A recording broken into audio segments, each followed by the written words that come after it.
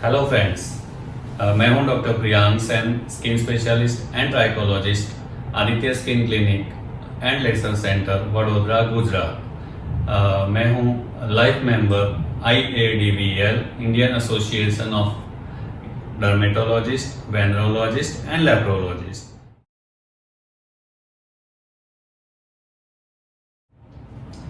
आज हम चर्चा करने वाले हैं male pattern baldness, androgenic alopecia या पुरुषों में होने वाला गंजापन। तो क्यों पुरुषों में बाल कम हो जाते हैं, क्या है उसके कारण, क्या बालों को वापस उगाया जा सकता है, कैसे उगाया जा सकता है, कब तक टिकेगा, उसका ट्रीटमेंट कारगर है या नहीं है, सक्सेसफुल ट्रीटमेंट करवाने के लिए क्या करें, ये सारे सवालों के आंसर हम इस वीडियो के माध्यम से आज जानने वाले हैं। तो वीडियो लास्ट तक पूरा देखें और हमारे वीडियो को लाइक करें, शेयर करें और सब्सक्राइब करें। पुरुषों का जो हेयर फॉल का ग्रेडिंग है वो 1 से 7 ग्रेड में विभाजित किया गया है और उसका पिक्चर आप देख रहे हैं। तो अब हम जानेंगे कि पुरुषों में बाल कम क्यों हो जाते हैं, उसके मेन कारण क्या है। ये जो एंड्रोजेनिक एलोपेशिया है उसको मेल पैटर्न बाल्डनेस भी बोलते हैं या पुरुषों में होने वाला गंजापन भी बोलते हैं। क्यों होता है, उसका जो कारण है वो एंड्रोजेनिक यानी कि हार्मोनल चेंजेस होना या आनुवंशिक है। तो क्या होता है उसमें, वो भी जान लेते हैं।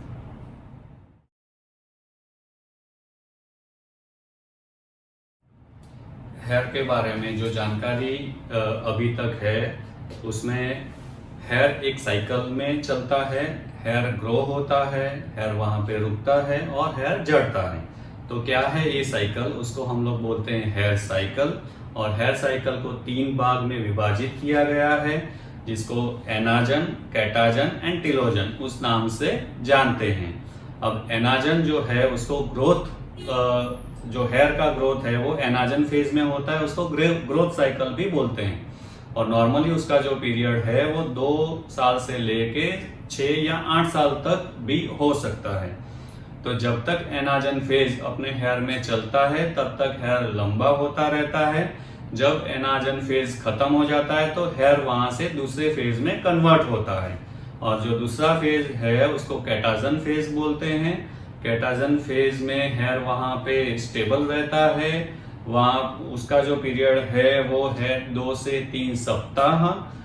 3 सप्ताह तक उसको रेस्टिंग फेज भी बोलते हैं। रेस्टिंग फेज के बाद बालों का झड़ना फेज यानी कि टिलोजन फेज बोलते हैं। और वो जो फेज है वो 2 से 4 महीनों का होता है और उसमें बाल झड़ते हैं। एक साइक्लिकल प्रोसेस है बाल उगना और बाल झड़ना।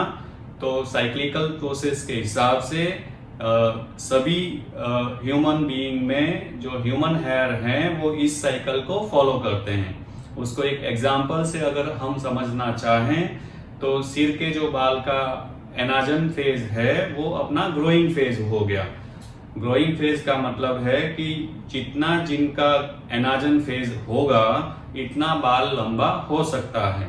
सिंपल भाषा में अगर मैं बोलूं तो उसको ऐसा बोल सकते हैं कि जिनका एनाजन फेज 2 साल का है उनका हेयर 2 साल तक लंबा होगा, और जिनका एनाजन फेज 6 या 8 ईयर का है उसका हेयर उससे ज्यादा लंबा होगा।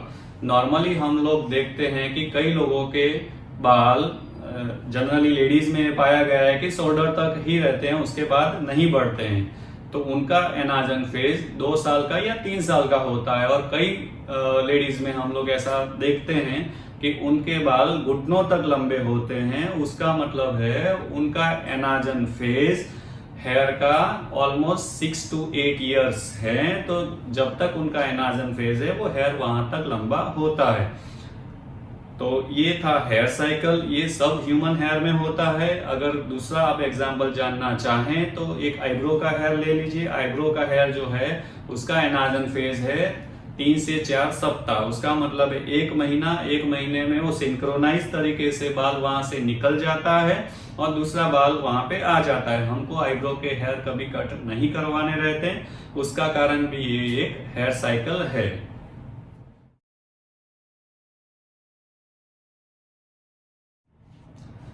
तो जो अपने हार्मोन होते हैं वो अपनी बॉडी में क्या इफेक्ट करते हैं, उसमें ऐसा है कि जब भी पुरुष की उम्र 20 साल से ऊपर होने लगती है तो शरीर में ऑलमोस्ट सबके शरीर में हार्मोनल चेंजेस आते हैं।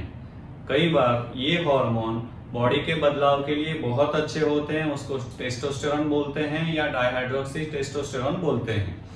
डाइहाइड्रोक्सी टेस्टोस्टेरोन एक अपना रिसेप्टर रहता है, उसके साथ कंबाइन होके हेयर के रूट में चेंजेस लाता है और वही चेंजेस हैं जो अपने हेयर की लेंथ को डैमेज करते हैं।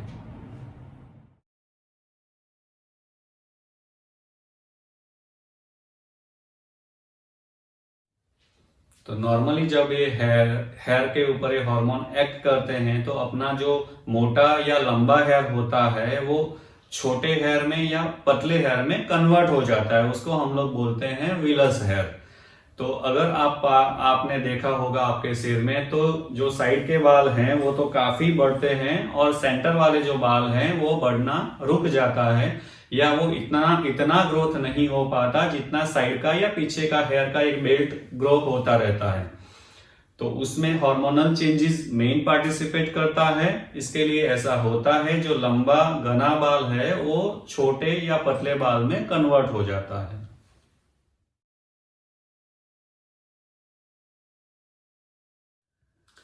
ज्यादातर मरीज जो हमारे पास आते हैं और हेयर की समस्या के साथ आते हैं जो पुरुष, उनका यही कंसर्न रहता है कि क्या सर मेरे ये बाल वापस उगेंगे। तो यस, बालों की हम लोग ट्राइकोस्कोपी करते हैं। ट्राइकोस्कोपी के माध्यम से हमको पता चलता है कि इसमें अभी भी रूट्स हैं।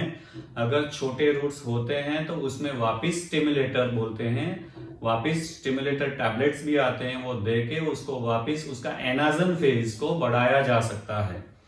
तो ये एनाजन फेज कब तक बढ़ाते रहना है, जब तक आप चाहें ट्रीटमेंट करवाना तब तक ये स्टिमुलेटर्स हैं तो चालू रखना है।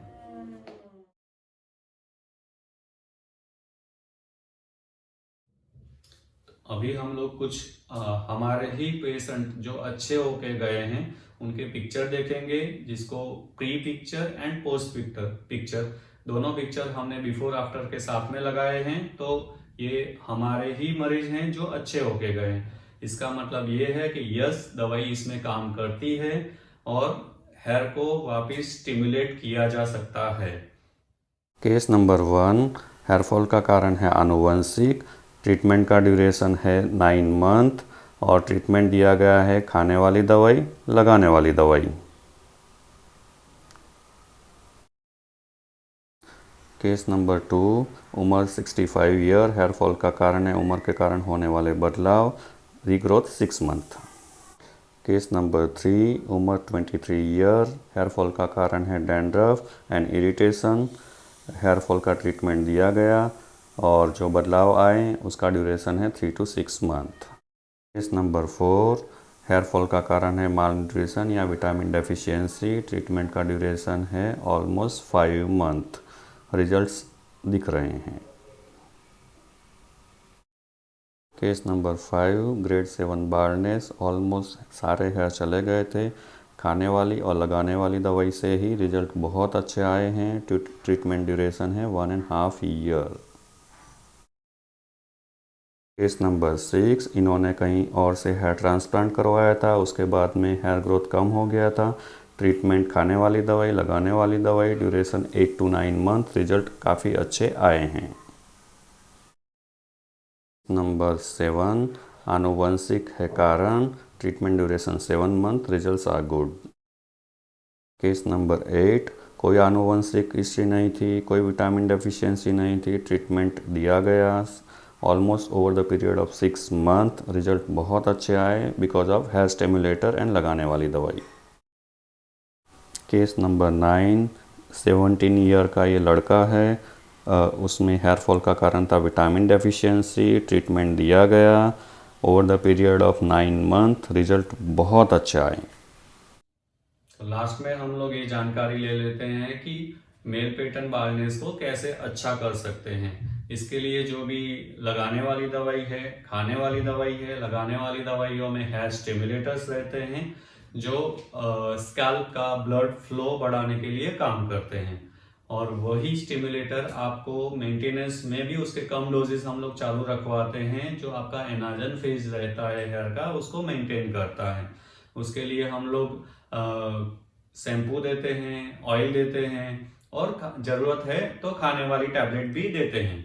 अब लास्ट में आप एक बात समझ लीजिए कि ये चीज हो गई वो हार्मोन को स्टेबल करने वाली, और दूसरा एक ह्यूमन बॉडी का नेचर है कि ह्यूमन बॉडी के लिए हेयर इतना इम्पोर्टेंट ऑर्गन नहीं है।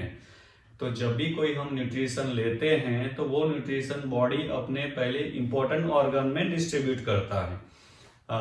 उसको अगर सीधी भाषा में समझे तो जब भी आप न्यूट्रिशन लेते हैं तो बॉडी उसको पहले लीवर, किडनी, हार्ट या लंग्स में पहले भेजेगा, और लास्ट में कुछ न्यूट्रिशन बचेगा तो वो हेयर के लिए भेजा जाएगा।